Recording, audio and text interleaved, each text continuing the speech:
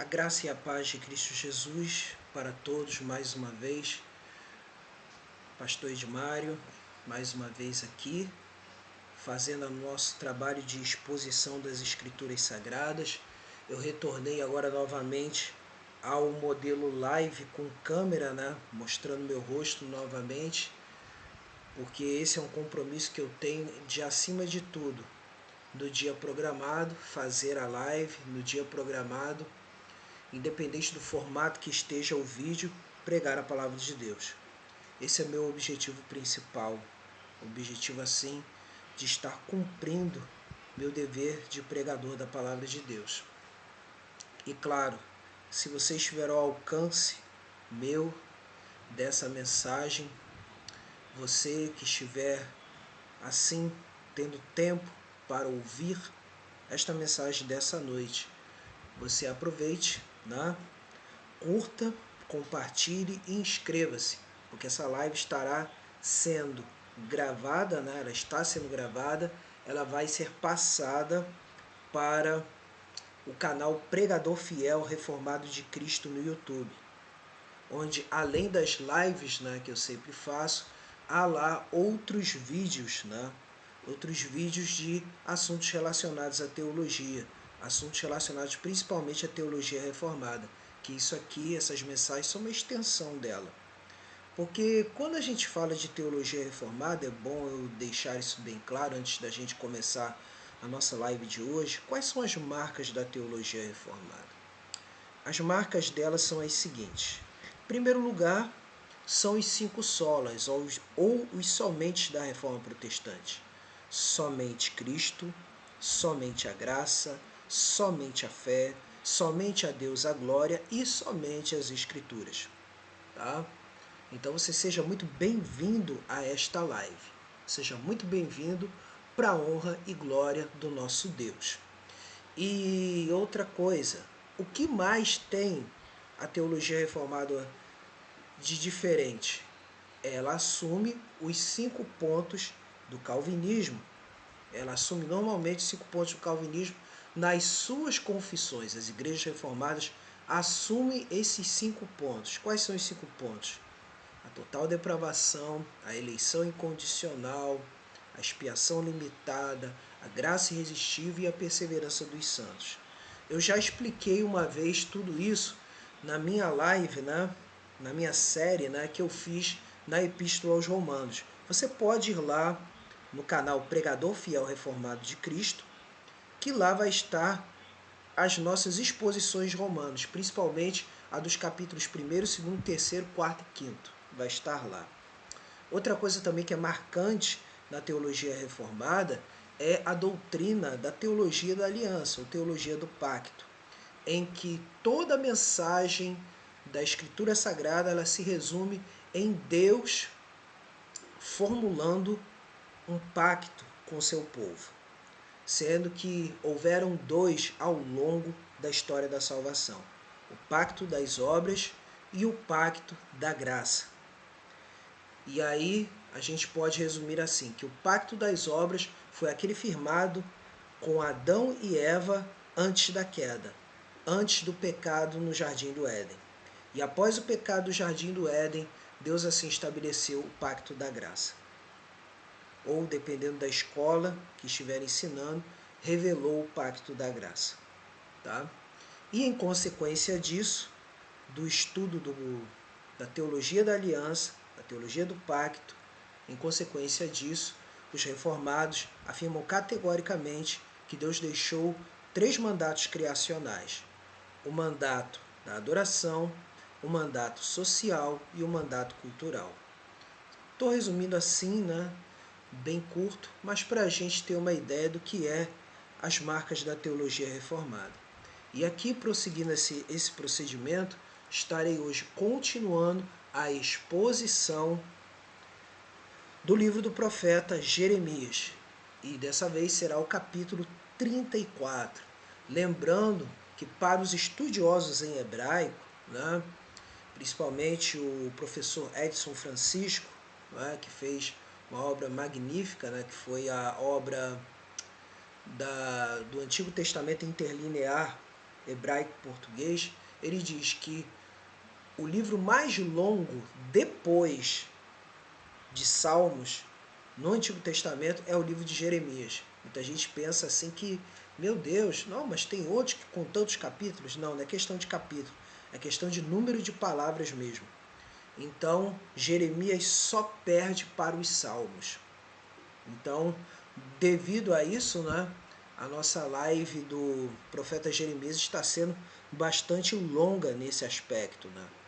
Mas Deus é fiel para nos ajudar. Vamos orar então em nome de Jesus Cristo, tá bom? Nosso Deus e nosso amado Pai, diante da Tua presença, eu quero Te agradecer, Senhor, por mais uma noite, quero Te agradecer por essa chuva que cai aqui no Rio de Janeiro, quero Te agradecer pela Tua graça e misericórdia, Senhor. E diante de Ti, Senhor, que todos que estiverem ao nosso alcance, Senhor, ao alcance dessa mensagem, possam ser, Senhor, aos Teus servos, que eles sejam santificados e edificados na Tua presença. Aos que ainda não nasceram de novo, que Tu venhas, ó Deus, trazer libertação, que Tu venhas a trazer conversão, que Tu venhas a trazer, ó Deus, um novo nascimento para todos esses que ainda não são os Teus servos. E confio verdadeiramente em Ti, Senhor, porque Tu não rejeitas um coração quebrantado. Assim, Senhor, Te louvo e Te agradeço no poder do Teu Espírito Santo, em nome de Jesus. Amém. Graças a Deus. Então, vamos lá. A nossa proposta, nosso tema dessa noite, para a nossa exposição é a vontade de Deus cumprida na vida do cristão. A vontade de Deus cumprida na vida do cristão.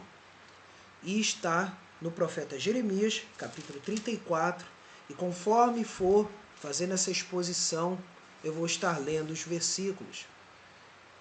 Só para a gente se localizar, não é?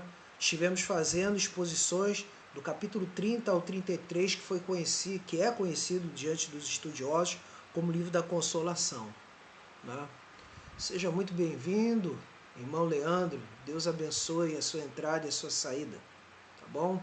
Deus abençoe sempre, em nome de Jesus. Então, o que acontece? Seguindo assim o nosso caminho, nós, em nome de Jesus Cristo, então, podemos ver que já a partir desse capítulo 34,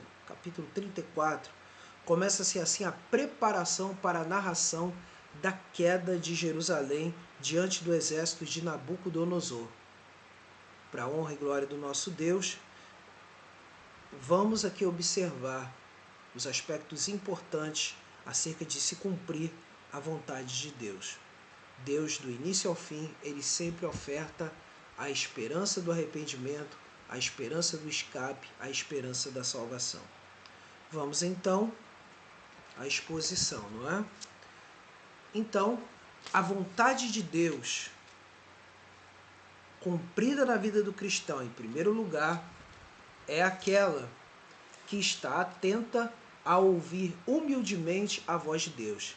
É aquela que está atenta a ouvir humildemente a voz de Deus. Vamos ao versículo 1, até o versículo de número 7, que diz assim: Palavra que do Senhor veio a Jeremias, quando Nabucodonosor, rei da Babilônia, e todo o seu exército e todos os reinos da terra que estavam debaixo do seu poder, e todos os povos pelejavam contra Jerusalém e contra todas as suas cidades, dizendo: Assim diz o Senhor Deus de Israel: Vai, fala a Zedequias, rei de Judá, e dize: Assim diz o Senhor: Eis que eu entrego esta cidade nas mãos do rei de Babilônia, o qual a queimará.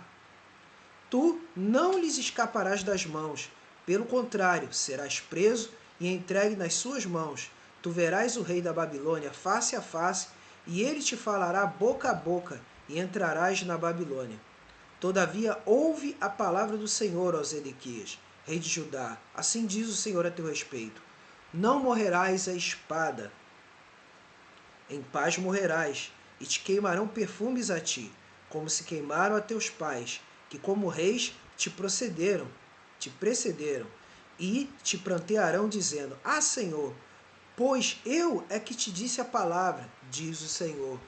Falou Jeremias, o profeta, a Zedequias, rei de Judá, todas estas palavras em Jerusalém. quando o exército do rei da Babilônia pelejava contra Jerusalém e contra todas as cidades que restavam de Judá, contra Laquis e contra Azeca, porque só estas ficaram das cidades fortificadas de Judá. Você que está ao meu alcance, curta, compartilhe, inscreva-se, tá? No canal Pregador Fiel Reformado de Cristo. Ajude-nos a aumentar o nosso alcance, tá? Se quiser comentar no vídeo, comente, fique à vontade. Essa live estará gravada lá no Pregador Fiel Reformado de Cristo, tá bom? Então, prosseguindo aqui, quando queremos explicar esse texto nessa parte principal, que diz aqui, Deus chega e diz para Zedequias, o rei de Judá, eis que eu entrego esta cidade nas mãos do rei da Babilônia, o qual a queimará. Mas por que isso? Por causa do resultado das desobediências contínuas ao Senhor. Tanto da parte do irmão de Zedequias, que foi no caso, não é? Jeoaquim ou Eliaquim, quanto também do próprio Zedequias e também de outros que o antecederam. Então aqui Deus está entregando, ou seja, Deus entregou a cidade nas mãos do rei da Babilônia, para que o povo fosse castigado da sua idolatria, da sua injustiça, de todos os pecados que continuamente, ao chegarem nas narinas de Deus, dizendo assim na linguagem poética da Bíblia, né? A gente pode dizer assim, quando chegou a medida, né? Deus já não suportou mais ter longanimidade, o castigo veio. E aqui a gente pode destacar o seguinte, por outro lado ele diz, todavia ouve a palavra do Senhor ao Zedequias, rei de Judá, assim diz o Senhor a teu respeito, não morrerás à espada, em paz morrerás e te queimarão perfumes a ti, como se queimaram a teus pais, que como reis te precederam e te prantearão, dizendo, Senhor, pois eu é que disse a palavra, diz o Senhor. Claro que, evidentemente, essa palavra ela tinha um condicionamento. Por isso que a gente fala aqui, né, de ouvir atentamente a voz de Deus. Essa profecia, o que acontece? Ela, na realidade, não se cumpriu dessa forma. Houve uma outra mais à frente, em que por causa dessa desobediência contínua de Zedequias, o que veio a ocorrer então em consequência disso? O que veio a ocorrer? Veio a ocorrer nada mais, nada menos de que Zedequias veio a ser levado para a Babilônia, morreu na Babilônia, ele não foi sepultado junto aos corpos de seus pais no Vale dos Reis, não foi. Pelo contrário, seus olhos foram vazados, ou seja, foi cegado e morreu na Babilônia. E antes dele ser cegado, ele viu todos seus filhos morrerem na sua frente. Então quer dizer, não foi bem assim que ele morreu em paz, por causa da sua desobediência. E o que aprendemos com isso? Aprendemos que toda decisão que nós tomamos, eu estou falando na vida presente, todas elas têm consequências. Em Gálatas diz que certamente aquilo que semearmos, certamente colheremos. É a chamada lei da semeadura. De fato, ela existe na Escritura. Ela existe. Gálatas capítulo 6 vai dizer isso de uma maneira bem clara. Gálatas 6. Gálatas 6 vai dizer, né?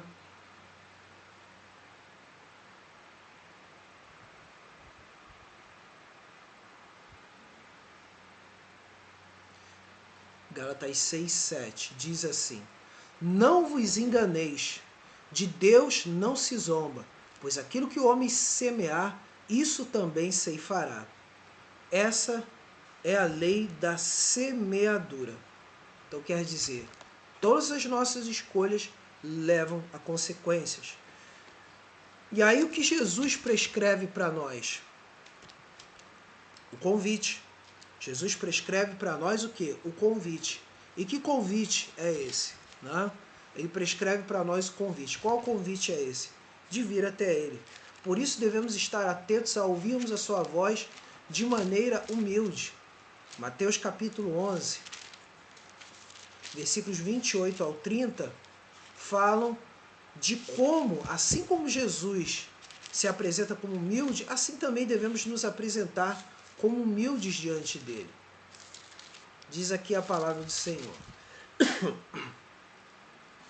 Vinde a mim, todos os que estáis cansados e sobrecarregados, e eu vos aliviarei. Tomai sobre vós o meu jugo e aprendei de mim, porque sou manso e humilde de coração, e achareis descanso para a vossa alma. Porque o meu jugo é suave e o meu fardo é leve. Então é isso. Deus está sempre pronto para ouvir a oração, a busca de um coração quebrantado. Agora, o nosso desafio é o desafio justamente de vivermos pela fé e de vivermos pelas Escrituras Sagradas. E não vivermos de acordo com o que homens dizem sem fundamento na Bíblia Sagrada. Por isso que Jesus ele chegou e disse para Nicodemos: como você pode entender de coisas espirituais se você só fala de coisas materiais? Está lá. João capítulo 3 está lá, de uma maneira bem clara. Tá bom? João 3, né? Vou até lá. Vale a pena, né? Aqui está, ó, João 3. Diz aqui, ó. João 3:9. Então lhe perguntou Nicodemos: como pode suceder isto? Me perdoe aqui, né? E a alergia ao vento, a poeira, né? Acudiu Jesus: tu és mestre em Israel e não compreendes essas coisas? Em verdade te digo, que nós dizemos o que sabemos e testificamos o que temos visto. Contudo, não aceitais o nosso testemunho. Se tratando de coisas terrenas, não me credes. Como crereis se vos falar das celestiais? Então é importante, é fundamental isso, termos em mente disso no nosso coração. Então estejamos atentos a isso. Então eu vou colocar aqui agora, né? Vou deixar aqui no comentário agora aqui, né? Jeremias 34. Tema: a vontade de Deus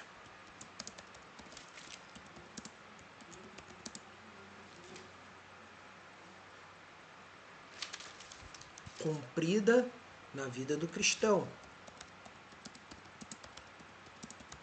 Ainda que o texto, né, fale de desobediência, por outro lado, o que acontece? A vontade de Deus é sempre cumprida, mas principalmente se a gente faz uma leitura do texto bíblico, ela deve sempre apontar para o Novo Testamento, sempre. Toda leitura do Antigo Testamento deve apontar para o Novo. E o Novo, claro, ele por natureza vai citar o Antigo. Isso é a unidade bíblica. Sempre. E para nos achegarmos a Deus, precisamos de um único mediador. E esse mediador não é João, não é Maria de Nazaré, não é José de Arimateia, não é Maria Madalena, não é anjo, não é ninguém. Nosso único mediador é Jesus Cristo. Jesus de Nazaré. É Ele. A vontade de Deus cumprida no cristão, na vida do cristão. E aí, em primeiro lugar, como eu já mencionei, é aquela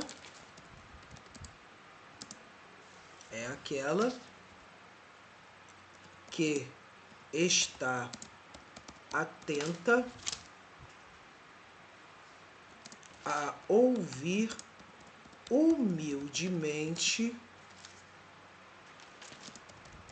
a voz de Deus. Versículos 1 ao 7. Agora, em segundo lugar, né? Em segundo lugar, a vontade de Deus cumprida na vida do cristão é aquela que está disposta a obedecer aos mandamentos de Cristo. É aquela que está disposta a obedecer aos mandamentos de Cristo. É uma consequência.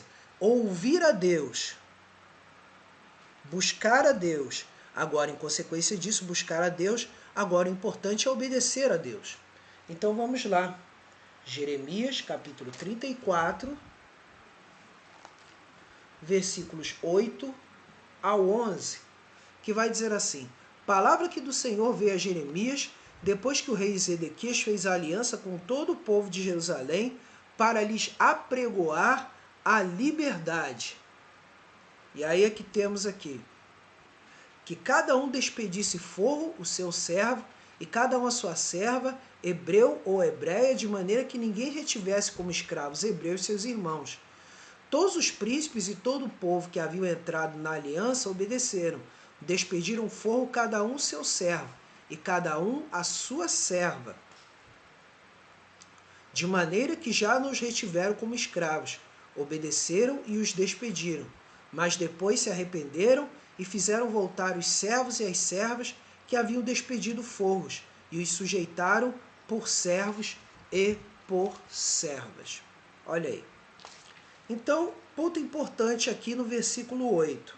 Liberdade. Libertação ou emancipação. Tá? Essa é a ideia. O fato de essa proclamação ter sido necessária indica que o que nessa época estava acontecendo? Que a lei não foi seguida, pois ela previa a libertação regular de escravos a cada 7 anos. Ou seja, já na lei de Moisés, ou seja, na Torá, já havia previsão de que haveriam escravos? Seriam escravos por dívidas.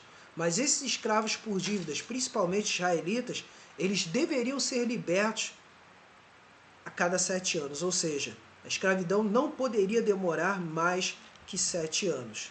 Então, o que a gente percebe aqui. E aí a gente pode ver isso em Êxodo capítulo 21, versículos 2 ao 4. Êxodo 21, versículos 2 ao 4. Êxodo 21, versículos 2 ao 4. Que vai dizer assim: se comprares um escravo hebreu, 6 anos servirá, mas ao 7º sairá forro de graça. Se entrou solteiro, sozinho sairá. Se era homem casado, com ele sairá sua mulher. Se o seu senhor lhe der mulher, e ela der à luz filhos e filhas, a mulher e seus filhos serão do seu senhor, e ele sairá sozinho. Essa era a lei dessa época. Então, é o ponto importante aqui dessa lei. Só que nem isso estava sendo obedecido pelo povo. E aí, mais uma vez, Deus manda o castigo. Porque está aqui, ó. Muitos depois se arrependeram e fizeram voltar os servos e as servas que haviam despedido forros e os sujeitaram por servos e servas. Mas por que isso? Isso tem uma explicação. Porque durante o cerco que Nabucodonosor estava fazendo a Jerusalém, isso teve que ser interrompido por um tempo. Por quê? Por causa de uma reação egípcia. E claro, nesse momento, não é, o povo de Judá achou que os babilônios não voltariam mais. E aí resolveram retornar às suas práticas opressoras, retornar às suas práticas pecaminosas. E aí, diante disso, o castigo continuou a ser certo para eles. E o que isso tem a ver conosco? Isso tem a ver com o seguinte, que nós agora que vivemos no Pacto da Graça, no Pacto da Graça, a lei para nós hoje, ela não é um meio de dizer que a nossa justificação ou a nossa garantia de salvação é o cumprimento dela, mas sim que a lei agora, ela tem o objetivo de ser o quê? A lei de Cristo. A lei de Cristo agora é o nosso mandamento. A lei de Cristo é a marca de que somos de fato e de verdade servos de Deus. É a marca para o exterior da obra que Deus fez no nosso coração. Então vamos ver aqui o que Jesus diz em João 13, versículos 34 e 35. João 13, versículos 34 e 35. João 13. Diz aqui, ó: Novo mandamento vos dou, que vos ameis uns aos outros, assim como eu vos amei, que também vos ameis uns aos outros. Jesus enfatiza isso de uma maneira bem forte. E aí o versículo 35 diz: nisto conhecerão todos que sois meus discípulos, se tiverdes amor uns aos outros. Mandamento de Cristo. E agora, ponto principal, outro ponto, Mateus capítulo 5, no Sermão do Monte. Né? Mateus capítulo 5, no Sermão do Monte. O que nós podemos ver? Mateus capítulo 5, no Sermão do Monte.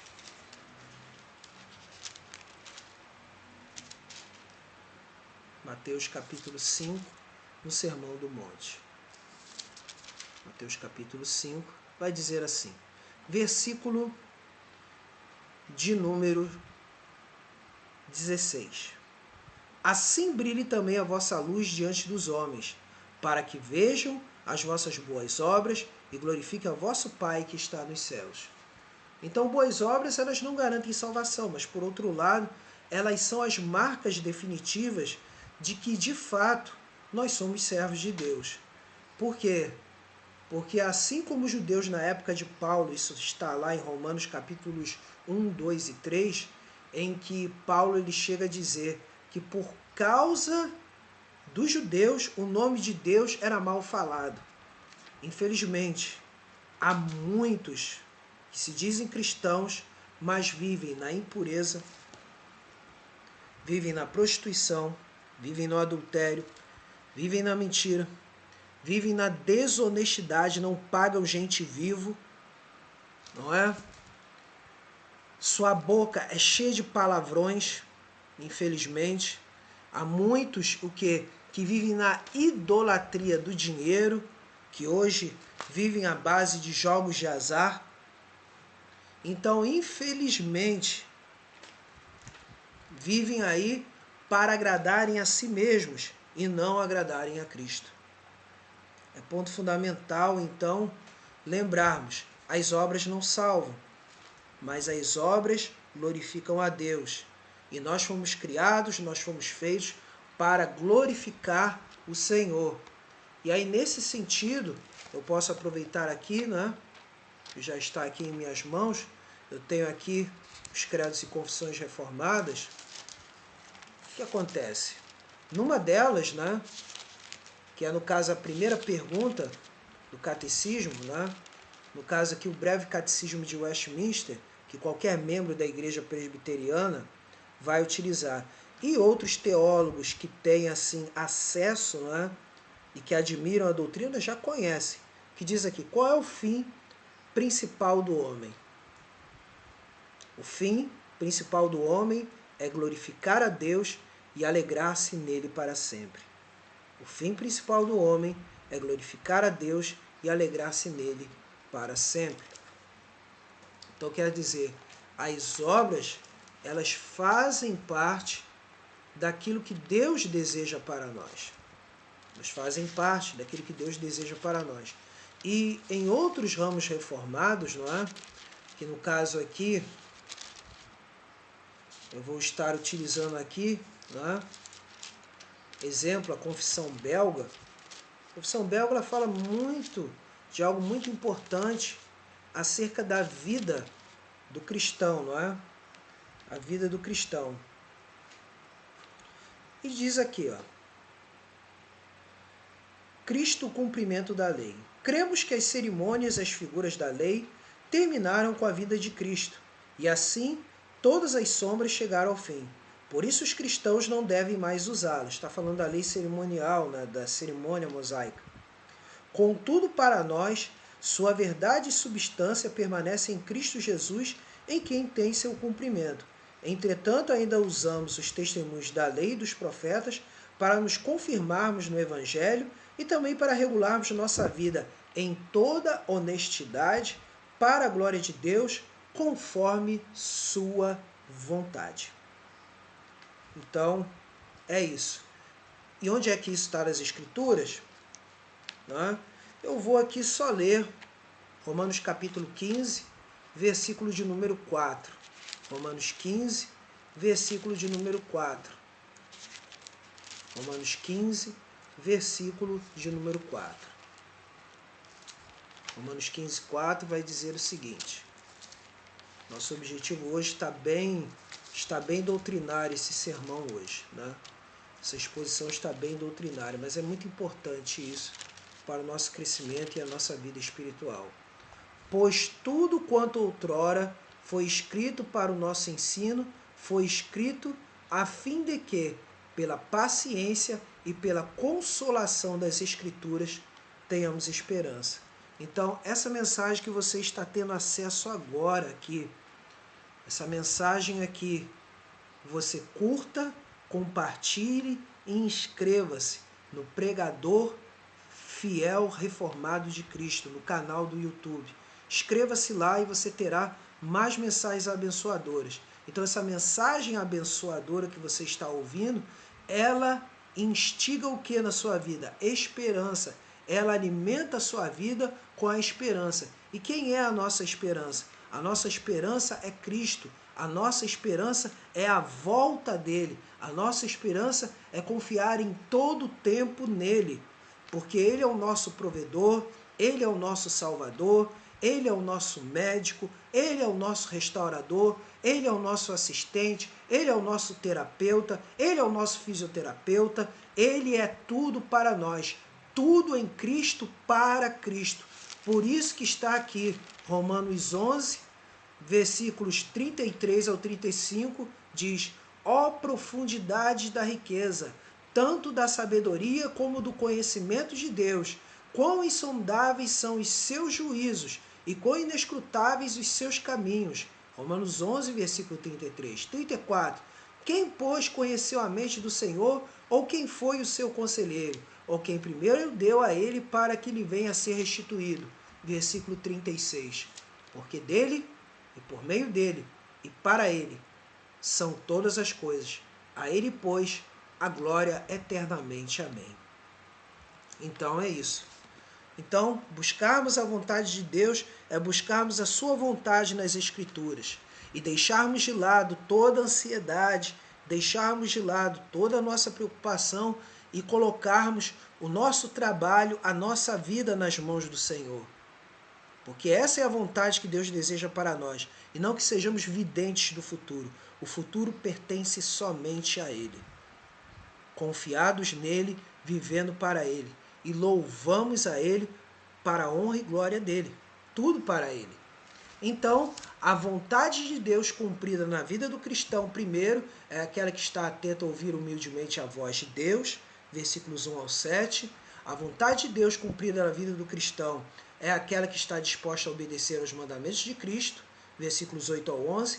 E a terceira, né? Então aqui está, ó, a vontade de Deus cumprida na vida do cristão. Terceiro, é aquela que reconhece o poder libertador do pecado em Cristo. É aquela que reconhece o poder libertador do pecado em Cristo. É aquela que reconhece o poder libertador do pecado em Cristo. Então, em Cristo há a libertação do pecado. Aí estamos aqui, ó. Terceiro. É aquela que reconhece o poder libertador do pecado em Cristo, ou seja, na pessoa de Cristo. Versículos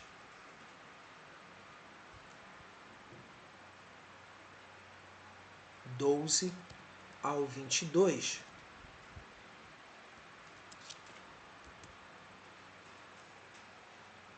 Mas deixa eu corrigir isso aqui. Eu vou apagar.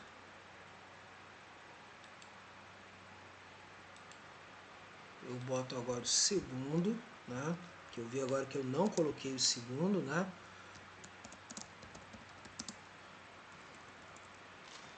É bom isso.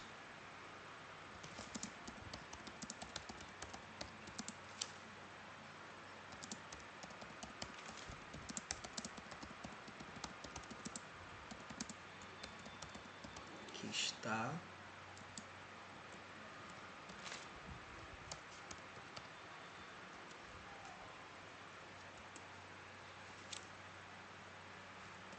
E agora o terceiro. Pronto. Agora certinho. Então vamos à leitura dos versículos 12 ao 22. Você que está ao meu alcance, curta, compartilhe e inscreva-se no canal Pregador Fiel de Cristo. Pregador Fiel Reformado de Cristo. Ainda estou tentando me acostumar com a mudança que fiz lá. Então, Pregador Fiel Reformado de Cristo. Pregador Fiel Reformado de Cristo. Comente, curta, compartilhe, tá bom? Desejamos que, se você considera que essa mensagem que estou trazendo é uma mensagem de esperança, de fé e de amor verdadeiros, compartilhe ela para que a gente tenha maior alcance em vários lugares. Compartilhe para a honra e glória do nosso Deus. Então vamos lá, Jeremias 34, agora a partir do versículo de número 12. Veio, pois, a palavra do Senhor a Jeremias da parte do Senhor, dizendo: Assim diz o Senhor, Deus de Israel, eu fiz a aliança, Berit, com os vossos pais, no dia que os tirei da terra do Egito, da casa da servidão, dizendo, olha aí, ao fim de 7 anos libertareis cada um a seu irmão hebreu, que te for vendido e te houver servido 6 anos, e despedi-lo-ás fogo, mas vossos pais não me obedeceram, nem inclinaram os seus ouvidos a mim. Olha a realidade anterior que eu acabei de falar aqui. E aqui é esse ponto. Deus sempre levou em consideração os escravos, por quê? Porque o próprio povo de Israel foi escravo. E aí vemos aqui, ó, não há muito havíeis voltado a fazer o que é reto perante mim, apregoando liberdade cada um ao seu próximo, e tinhas feito perante mim aliança, na casa que se chama pelo meu nome. Mudastes, porém, e profanastes o meu nome, fazendo voltar cada um seu servo, e cada um a sua serva, os quais deixados à vontade já tinhas despedido fouros, e os sujeitaste para que fossem vossos servos e servas. Portanto, assim diz o Senhor, vós não me obedeceste para apregoardes a liberdade, cada um a seu irmão e cada um a seu próximo, pois eis que eu vos apregou a liberdade, diz o Senhor. Agora aqui o contraste, liberdade para quê? Para a espada, para a peste, para a fome. Fareis que sejais um espetáculo horrendo para todos os reinos da terra. Acaba sendo até uma ironia nesse caso, né? Os príncipes, aí vem, ó. Farei aos homens que transgrediram a minha aliança e não cumpriram as palavras da aliança que fizeram perante mim, como eles fizeram com o bezerro que dividiram em 2 partes, passando eles por meio das 2 porções. Isso era uma fórmula de firmamento de alianças no Antigo Oriente. Os príncipes de Judá, os príncipes de Jerusalém, os oficiais, os sacerdotes e todo o povo da terra, os quais passaram por meio das porções do bezerro, entregá-los-ei nas mãos de seus inimigos e nas mãos do que procuram a sua morte, e os cadáveres deles servirão de pasto às aves dos céus e aos animais da terra. A Zedequias, rei de Judá, e a seus príncipes entregá-los-ei nas mãos de seus inimigos e nas mãos do que procuram a sua morte, nas mãos do exército do rei da Babilônia, que já se retiraram de vós.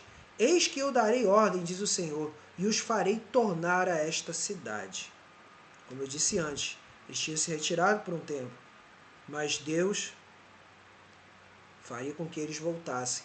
E essa é a causa principal, né? E pelejarão contra ela, tomá-la-ão e a queimarão. E as cidades de Judá porei assolação, de sorte que ninguém habite nelas. Então aí está. Então quer dizer, Deus descreve essa ironia, né? E no final de tudo, por violarem a aliança do Senhor, eles não entenderam o poder libertador de Deus. Pelo contrário, eles preferiam seguir seus próprios desejos, e muitos deles, como eu volto a dizer, Jeremias e Ezequiel vão falar perfeitamente de como eles desobedeceram à aliança do Senhor. Com idolatria, injustiça, que foi o caso dos escravos e tantas outras coisas, também com a profanação do nome do Senhor, ou seja, mentindo a Deus, não é? Então quer dizer, percebe-se aí que o castigo a esse povo foi bem merecido, nesse sentido. Agora, claro que evidentemente, Deus é o Deus que restaura, porque nem todos ficaram na idolatria. A esse remanescente, Deus preservou. E aí podemos ver aqui, e o que a gente pode ver com isso na nossa realidade como cristãos? É que precisamos a cada dia nos lembrar que só Jesus é que pode nos libertar de fato e de verdade de todo pecado. Vamos lá em Lucas 4, versículos 16 ao 21, falando do poder libertador de Cristo. Lucas 4, versículos 16 ao 21. Lucas 4, 16 ao 21, que vai dizer o seguinte: Indo para Nazaré, onde fora criado, entrou num sábado na sinagoga. Segundo seu costume, levantou-se para ler. Então lhe deram o livro do profeta Isaías, e abrindo o livro, achou o lugar onde estava escrito: O Espírito do Senhor está sobre mim, pelo que me ungiu para evangelizar os pobres. Enviou-me para proclamar libertação aos cativos e restauração da vista aos cegos, para pôr em liberdade os oprimidos. Veja aí, libertação e liberdade. E apregoar o ano aceitável do Senhor. Tendo fechado o livro, devolveu ao assistente e sentou-se. E todos na sinagoga tinham os olhos fitos nele. Então passou Jesus a dizer-lhes: Hoje se cumpriu a escritura que acabais de ouvir. Então esse é o ponto principal aqui. O poder libertador de Jesus. E aí vemos João capítulo 8, versículo 36, que é a consequência de João 8,32, quem conhecereis a verdade, e a verdade vos libertará. Mas aí é que está o ponto. Qual é o ponto? Se, pois, o Filho vos libertar, verdadeiramente sereis livres. Então, esse é o ponto principal desse texto. Então quer dizer, todos nós na nossa vida precisamos, numa medida maior ou menor, nos libertar de certas coisas na nossa vida. Libertar-nos de tudo que tem a ver com as obras da carne. Então é importante isso. Até vou utilizar aqui, vou pegar aqui, né?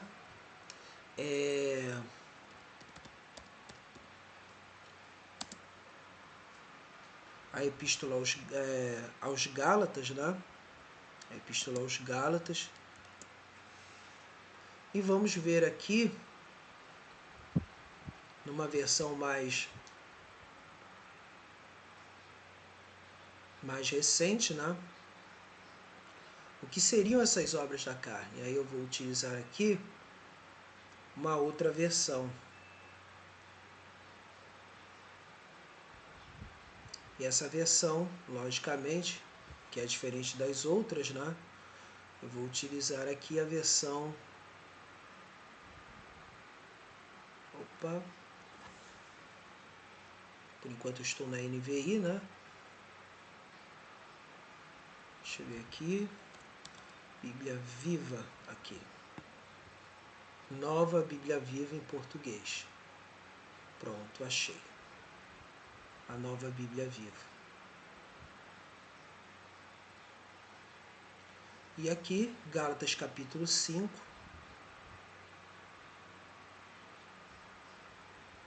A partir do versículo 17.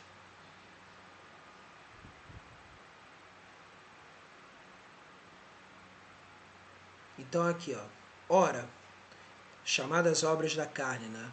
Ora, as obras da natureza humana produzirão os seguintes resultados: imoralidade sexual, impureza e libertinagem, idolatria e feitiçaria, ódio e discórdia, ciúme e ira, esforço constante para conseguir o melhor para si próprio. queixas e críticas, dissensões, facções, inveja, embriaguez, orgias e toda espécie de coisas.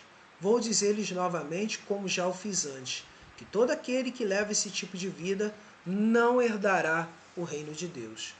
Mesmo nós, sendo libertos pelo poder da salvação em Cristo Jesus, é importante que a cada dia nós, com a assistência do Espírito Santo, possamos sim, em nome do Senhor Jesus, sermos alimentados pela palavra de Deus para estarmos vigilantes e não negligenciarmos tão grande salvação e buscarmos assim uma vida de santificação na presença do Senhor.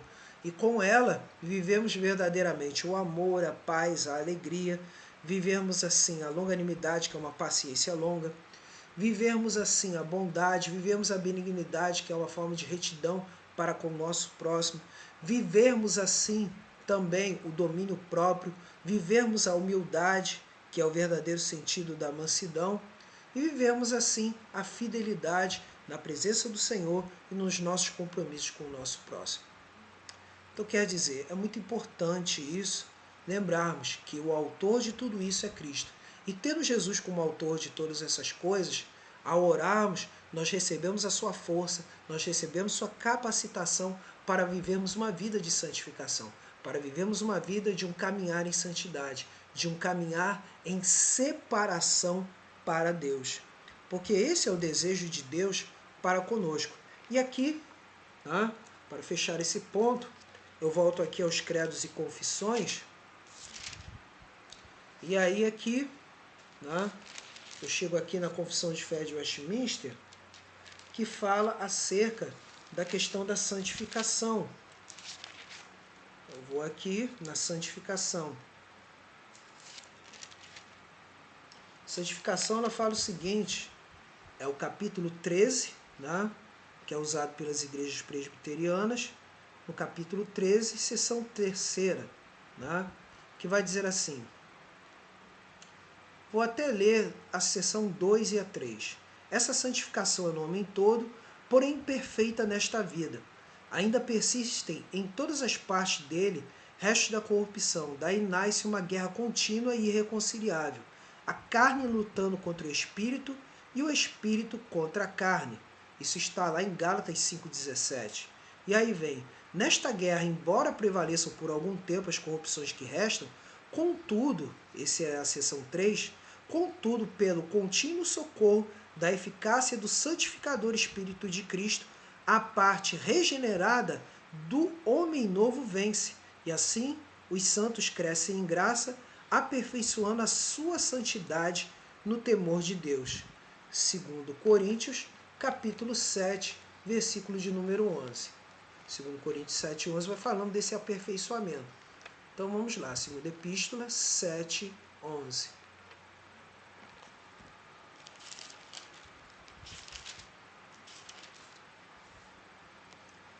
Porque, quanto cuidado não produziu, isto mesmo em vós, que segundo Deus fostes contristados. Que defesa, que indignação, que temor, que saudades, que zelo, que vindita. Em tudo destes prova de estardes inocentes neste assunto. E aí o versículo 10 confirma tudo isso. Porque a tristeza, segundo Deus, produz arrependimento para a salvação, que a ninguém traz pesar, mas a tristeza do mundo produz morte. Então, concluindo aqui, creia numa coisa, a vontade de Deus que deve prevalecer nas nossas vidas não é aquela que a gente deseja saber sobre o futuro, mas compreenda o seguinte, a vontade de Deus que precisamos conhecer sempre são as prescrições de Deus nas Escrituras Sagradas. Compreenda isso. Sinta no seu coração que você não está abandonado para cumprir essa missão, mas o Espírito Santo de Deus foi te enviado para justamente te assistir nas suas fraquezas, conforme está Romanos 7 e Romanos 8 principalmente. Leia esses 2 capítulos em nome do Senhor Jesus. Em terceiro lugar, tome a seguinte atitude. A atitude é a seguinte, vivenciar as boas obras. Tome a seguinte atitude, não deixe de falar desse amor de Deus. Ore, caminhe, prossiga, seja constante. Em nome do Senhor Jesus. porque a vontade de Deus é sempre perfeita para nós. Amém. Então vamos agora para o momento de oração, nesses 10 minutos finais que nós temos. Sempre quero mencionar aqui sempre os enfermos, não é? E aqui eu quero colocar os enfermos da Terceira Presbiteriana de Nilópolis, tá bom? Quero colocar aqui o irmão Gilmar, filho do presbítero Gilson. Quero colocar aqui também a nossa irmã Zenilda. Queremos agradecer a Deus por ela ter sido recuperada, né? Ter se recuperado. Quero agradecer também pela vida do Peterson, né? Em nome do Senhor Jesus. E aos demais enfermos, né? Que o Senhor venha a fazer uma grande obra. Lembrando que eu congrego na Terceira Igreja Presbiteriana de Nilópolis. Quero mencionar aqui também que nas minhas orações são incluídos também os membros da Congregação Batista Memorial de Olinda, vinculada à Igreja Batista Memorial do Cabuís, tá? A IBAMEC, tá bom? E, por último, nossos amigos e irmãos da IEMA. Incluo aqui a irmã Bárbara, incluo aqui a irmã Sônia, incluo aqui a irmã... No caso aqui o irmão, a irmã Giselda, né? Incluo aqui o irmão Walter e os demais enfermos assim que têm orado. E também fortalecimento de vidas como a vida da irmã Ana Paula, também, tá? Nossos amigos, e da irmã Lucimar. Vamos orar em nome do Senhor Jesus. Nosso Deus e nosso amado Pai, diante da Tua presença, Senhor, quero colocar todos esses nomes diante de Ti. Aqueles que precisam de cura e restauração, que o Senhor restaure-os, ó Deus.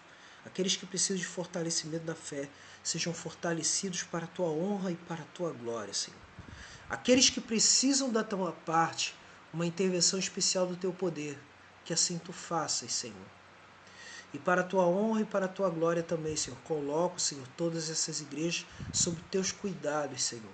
Ó Deus, fortalece a vida da liderança, fortalece a vida dos liderados, fortalece a vida dos oficiais, de todos aqueles que servem, Senhor, desde o membro menor até o membro maior, desde a criança até o adulto. Faz a Tua obra, Senhor. Visita, Senhor, para a Tua honra e para a Tua glória, meus amigos, irmãos e demais, Senhor. Visita também, Senhor, minha parentela, parentela da minha esposa. Visita o meu casamento. Guarda-o para a Tua honra e para a Tua glória. Guarda as famílias, Senhor.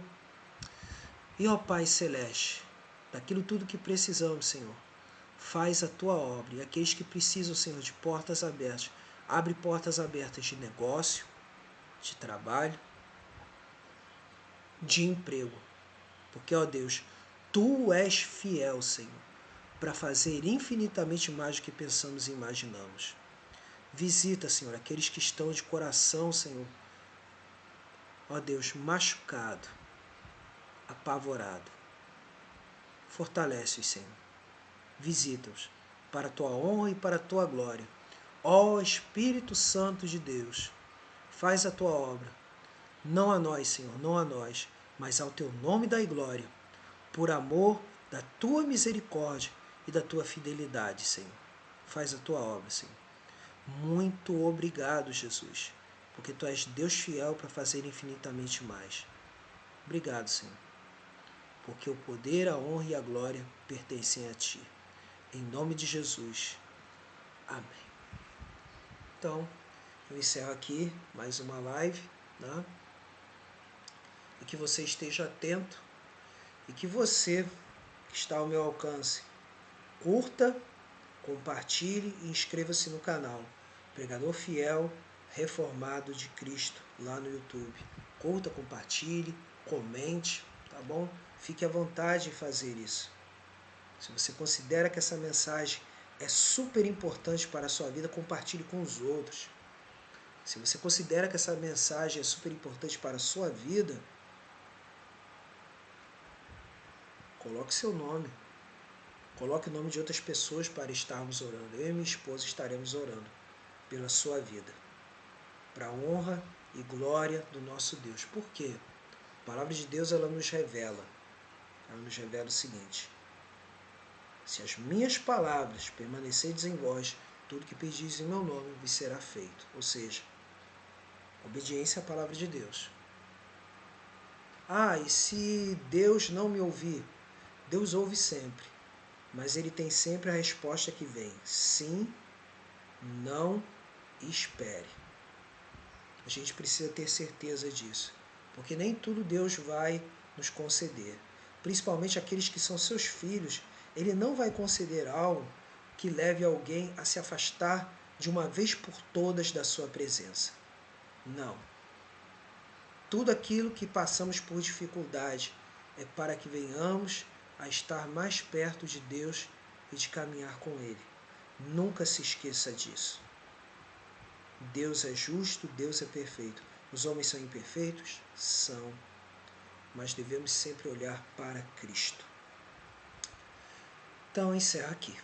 Recebam a bênção, em nome do Senhor Jesus. E que a graça de nosso Senhor e Salvador Jesus Cristo, o amor de Deus, o nosso Pai, a comunhão, a consolação, o poder e a virtude do Espírito Santo sejam sobre todos vós e sobre todo o povo de Deus espalhado pela face da terra. E todos digam amém. Então, até a próxima live, Jeremias capítulo 35, Deus permitindo.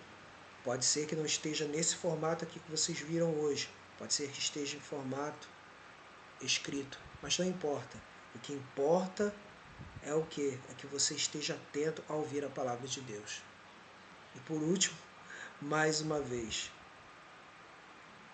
curta, compartilhe, inscreva-se, comente no canal Pregador Fiel Reformado de Cristo no YouTube. Tá bom? Deus abençoe.